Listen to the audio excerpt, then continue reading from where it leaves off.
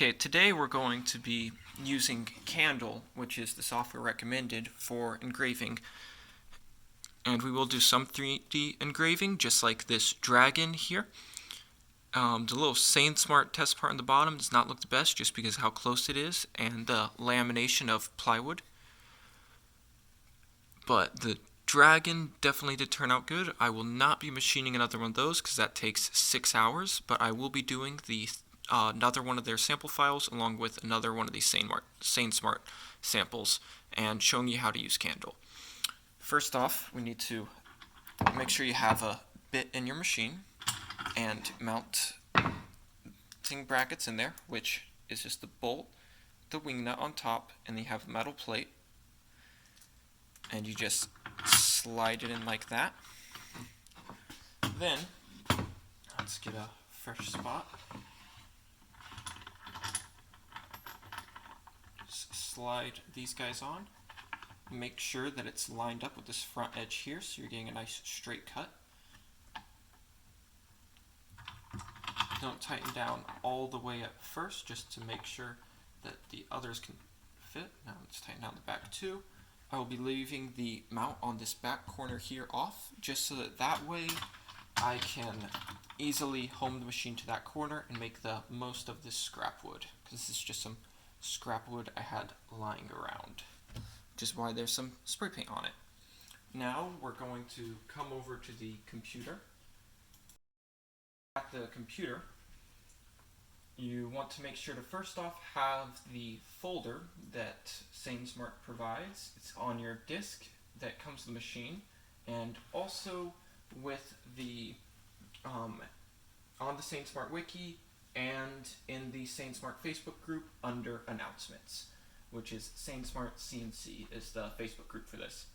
And we're going to go down to software, open that up, click Gerbil Control Candle 1.1, open that one up.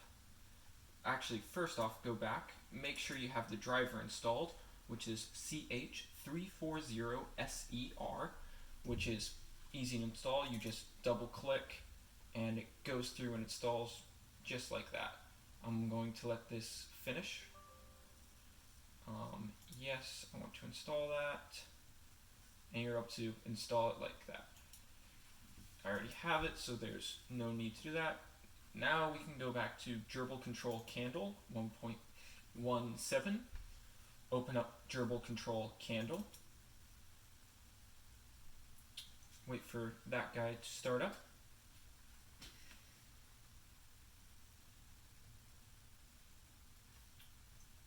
Now that it's started up, let's put it in full screen first off. And my machine is plugged in and on.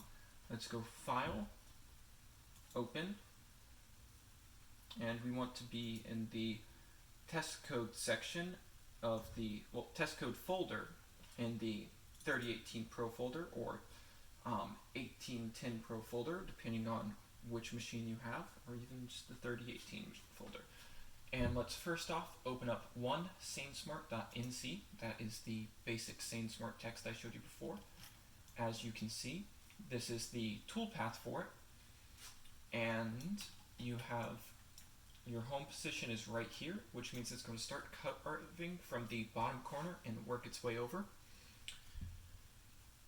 And some of them will start in the center, especially the 3D carving ones, but this one will start in the bottom corner. So let's connect our machine. So let's go to Service, Settings, and it won't pop up the correct COM port at first, but if you press the down arrow, you can switch to the correct one. And this also has a lot of other settings in it, like connection, sender, machine info, control, user commands, height map, parser, visualizer, tool model, console, handles, controls, colors, and fonts. Press OK. Now I am connected to the machine. You can tell because all this is opened up, which means if we go back over and look at the machine, I am able to move it. Right now I am just moving it small increments. I'm going to make it move 10 millimeters at a time by using this small box right here. And then I'm able to lower it down to 5. And one thing to notice is that right here, this little tool icon is moving too, which is very important to pay attention to because the software knows at all times where the tool head is, even whenever a cut stops. So now what I'm going to do is I'm going to try and home it to this corner right here and get it level with it.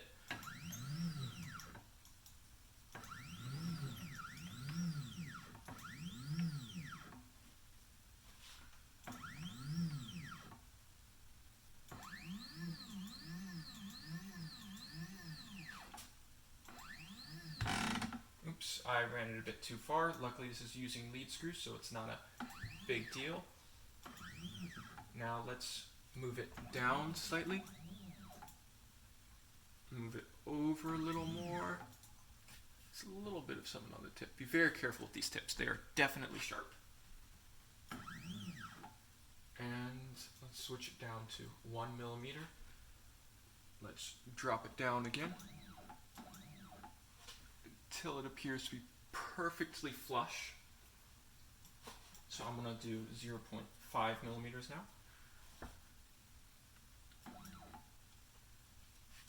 And it should be perfectly flush with that. This is a little bit too far, so I'm going to just raise it up 0.25. This part here is the slowest process. However, there are ways to make a touchpad, so all it does is it touches down, it knows its exact height. That makes life super easy. But now, looking at it, I'm just eyeballing this, and it is basically perfect with the height, which is good, and it's right in the bottom corner. Because I have rounded corners on this piece of scrap wood, I don't have it exactly where it needs to be. I scoot it over to the side so that it is over. However, if you look back in the software, it is now all the way over here and down a little bit. So what it's going to do whenever you try and start, it's going to lift up and move all the way over to this area right here and try and cut, which won't be cutting anything in our case because of the fact that there's going to be no wood over there, and not in the air especially. So what you do to fix that is you go right here and you zero the XY. Now XY is back to where it's supposed to be. However, if you look, the Z height is still cutting way too deep, which means it's going to try and pull up and it won't be cutting anything. It'll just be in the air.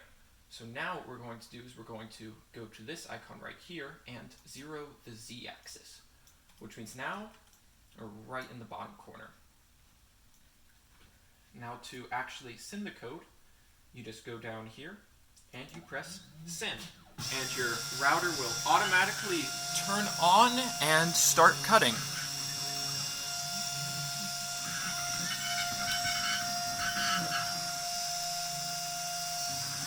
And it appears I did not lower it enough, so it will not be cutting through, which means I'm going to abort this cut. And it's okay that's no longer centered in that bottom corner, because all I have to do is go back to the computer, press the home button. Come on. It's giving me an error there. Well, that's okay. If I just level it to that spot right there, it'll still keep the XY and try and home to that spot, which is a good thing. So let's drop it. Actually, I'm going to still move it over some, just in case. But as you can see on the computer, it is definitely keeping track. So yeah, I'm about center on there. It does not have to be perfectly center where my last home was, because again, the software knows what it's doing. Now I'm going to lower it down. Now it is almost on point. I'm just going to lower it another 0.5, which is going to make it dig into the wood slightly, which is okay because last time it was not digging in at all. And I am just going to re-home the zero axis. So I'm just going to click, the Z axis. So I'm just going to zero the Z axis like that. Now it pops right back up there. And if I click send, it's going to lift up It's going to home, and now it's going over and it's going to cut.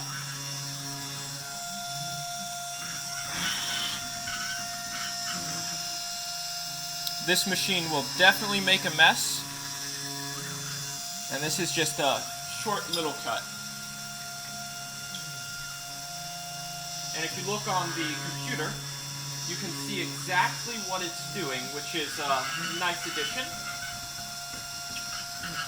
And if you look right over here, you have the time elapsed and then the estimated time. So it estimates 1 minute, 56 seconds to finish this cut. However, I do not exactly trust that because it estimated 2 hours, 45 minutes for the dragon or something like that, and ended up taking 5 hours and 40 minutes. So it is not the most trustworthy thing. But for a simple path like this, I think it'll be pretty accurate, but again, we will see once it's done. It is almost done with that. There is dust buildup right there, so you can either blow it off or vacuum it off. And yeah, this guy's not cutting deep at all, which is okay. It's not supposed to be a deep cut, especially with how fine the bit is. Just keep your fingers as far away from that bit as possible because that will mess you up, and I have permanent scarring on 2 of my fingers from one of those bits whenever it wasn't even in use, about a year ago.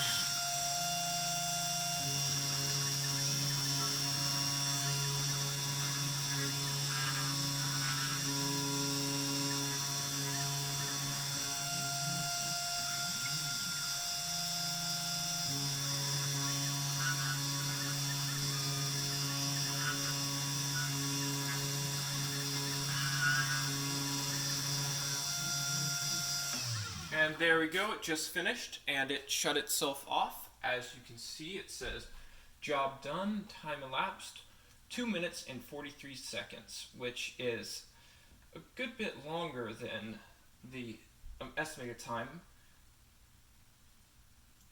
So now let's check and see how it did. Again, this was not a deep cut, but it's still visible with how it turned out. Let's give you a close-up on this. So yeah, not the best cut, but then again, that is just a sample cut that's super shallow and not the best cut to practice with. It's better to use a deep cut like the dragon back here in order to actually get an idea for what this machine's capable of. So let's load in a more advanced cut. Let's go File, Open, and let's do Sainsmart Relief, one Sainsmart Relief.nc. Let's open it up. Now it looks from a distance like just straight black, but whenever you zoom in, you can see the gaps in between the lines and that it is the little Sainsmart Spaceman or Racer. I'm not entirely sure what it is. But the Sainsmart mascot, and then the text, Sainsmart, power to the makers. And if you notice this time, we have the center right here. It is in the center of the piece, instead of being in the bottom corner, right where this red line is, which is a very important thing to note, because that will determine where it's going to cut. So if I try and start cutting this now, it's going to be trying to move all the way out over here, all the way over here, and do something like this area right there. All the way off our piece, and our machine can't move that far this way. So, let's instead grab our machine controls, enter in a space of 5 millimeters, move over until we're about the center of the Sainsmart. I want to go a little farther over just for safety. Actually, just dead center is good. No, I take that back. I'm going to go straight to the edge of it, and then I'm going to be raising it up. Well, almost to the edge of that. And I'm going to raise it up just a good bit, just to make sure that I'm not going to interfere with my previous piece. And judging by this here, figure out where I want to space it. You can see on here the dimensions of your cut, which will be right here. 39,998, 12,897, and 7. So this will be 7 millimeters deep, 39.998 millimeters long, and well, wide, not long, and 12.897 millimeters long instead of wide. So judging by that, where I have my bit placed, I would say I am in a good spot. My Z height has not changed, so I do not have to worry about leveling that guy, because you can see where this little plus is on the router, right like that. That is right where the Z height is, and it acknowledges that it's higher up, so you don't have to level this machine every time, which is great. And now what I'm going to do is I'm just going to press 0, X, Y again, and now this center right here is the center of where I'm going to be carving. So let's send that.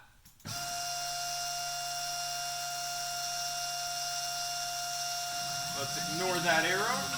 I do not know what that arrow was for, but as long as it cuts.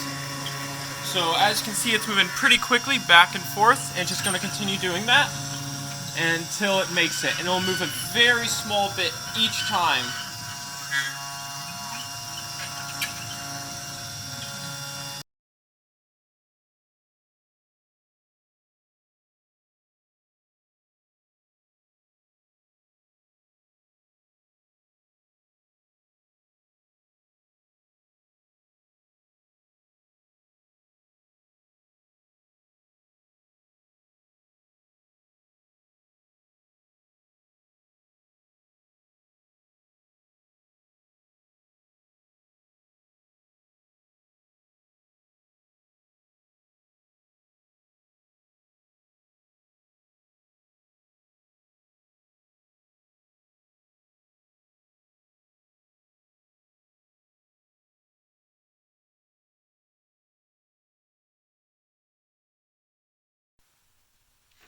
So the cut is done now. It took 1 hour and 9 minutes, and it was estimated 1 minute 7 seconds.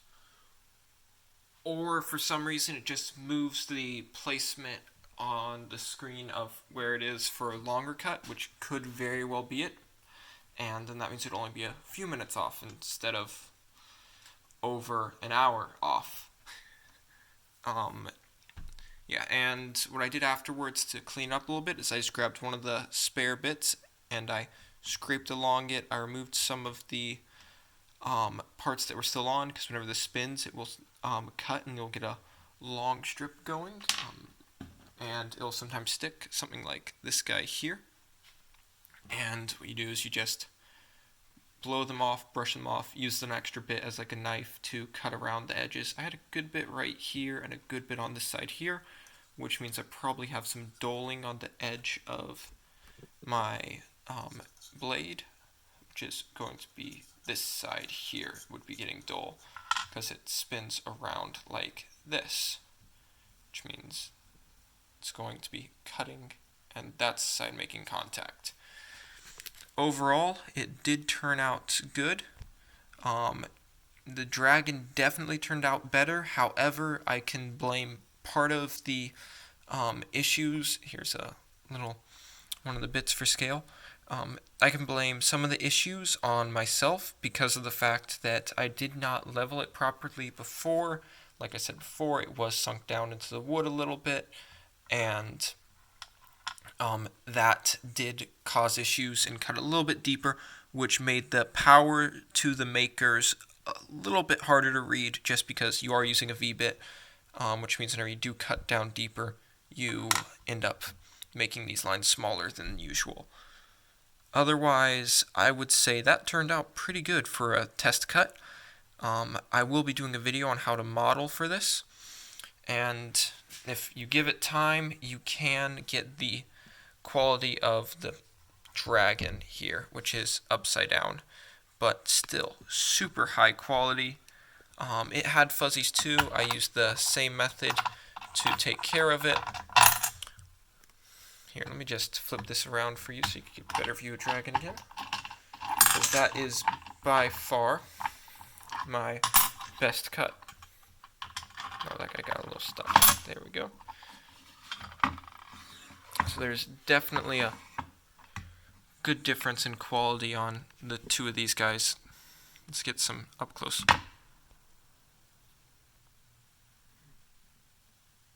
Yeah, so that's a lot higher quality. If you use 4mm thick wood or plastic or something, it would go straight through, and then you'd have a little loophole right there. It'd be super weak, but it would go straight through, which means the background would be empty, and you just have this dragon sitting there, and it look really cool. And as you can see, the spiral does go around the outside. Again, that is a 6-hour cut, so if you plan on making that guy, just keep that in mind, and keep in mind this does make a good bit of mess. It is definitely not a clean way of making things, and there's a good bit of dust. My machine, just from that one cut, has a good bit on it already. Make sure to keep your linear rods and screws clean. Just give the occasional air duster can or brush it off, and you should be good. Have a nice day, and thanks for watching.